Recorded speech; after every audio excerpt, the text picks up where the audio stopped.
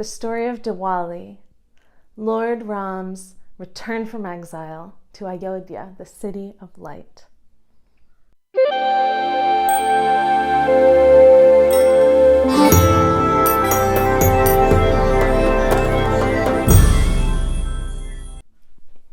Thousands and thousands of years ago, Ram lived in the palace of his father, King Dasha, as the eldest son.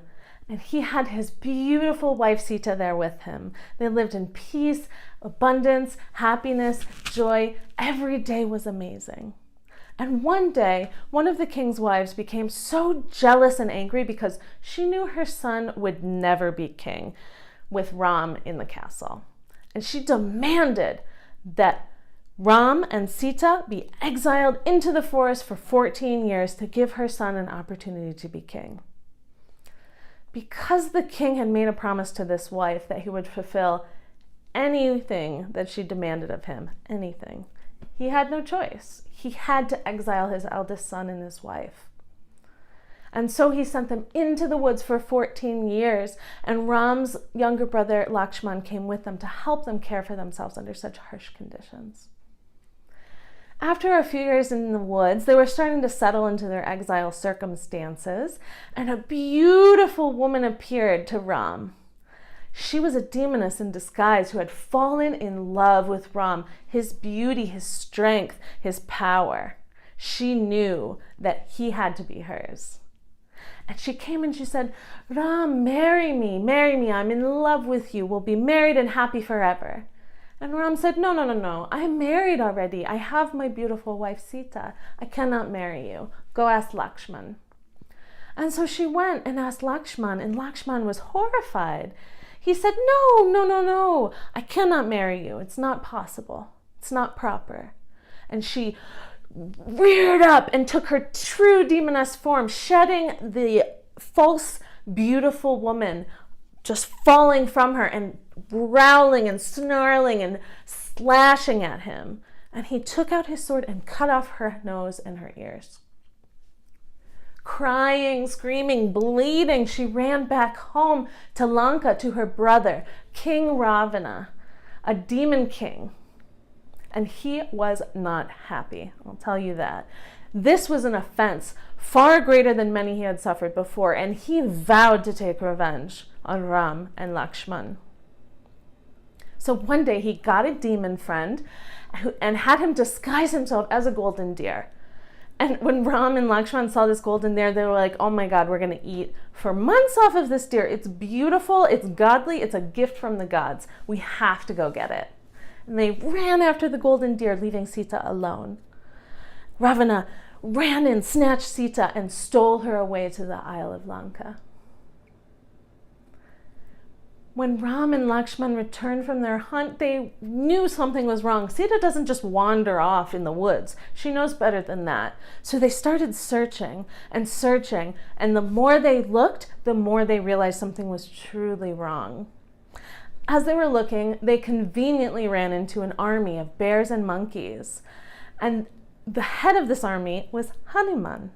And Hanuman was an incredible creature who had special powers. He could fly, he could lift mountains, he could step over oceans, he could grow huge and shrink down small, which is extraordinarily fortunate for Ram. And not only that, he saw Ram and saw through his incarnation, his physical form, and he knew that Ram was God. And he dedicated his service and his life to Ram. So Ram sent Hanuman off. "Fly, find my Sita. Tell me where she is and I'll go get her." And Hanuman searched all throughout India, finally finding Sita in Ravana's garden on Lanka. He came back, gathered the army, stretched himself across the water between India and Lanka, and the whole army invaded. Demons versus gods, demons versus the Ayodhya citizens. Everyone was killing each other, fighting, bloodshed. And at one point, the bears, the monkeys, and Ram's army defeated Ravana's entire army of demons, except for one, Ravana himself. And Ravana was taking arrows and swords, and nothing was happening. He was not being defeated. He was not being harmed. He was not losing any of his strength.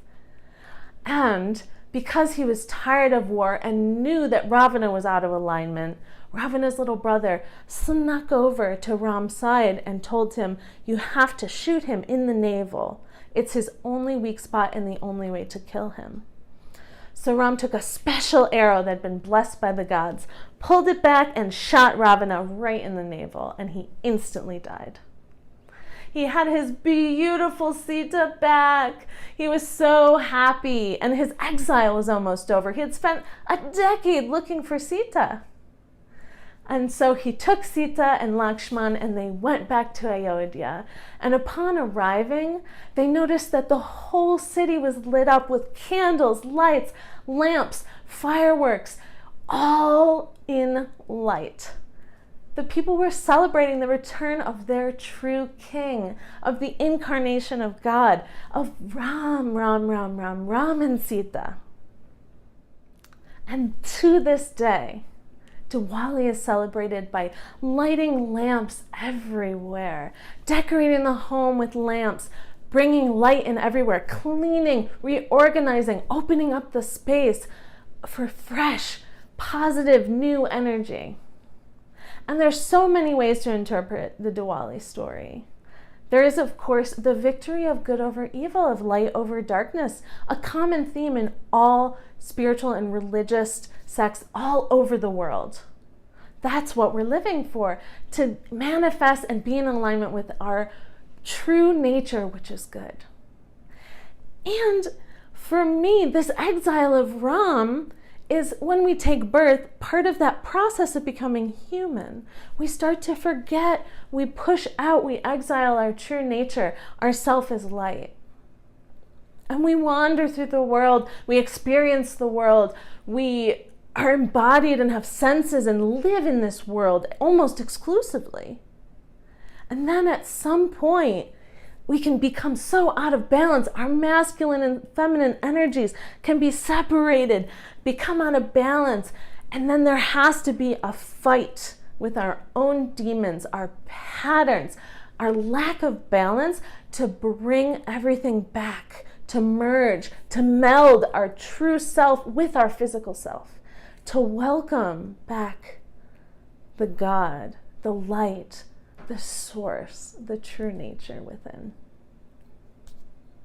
I hope you have a beautiful Diwali.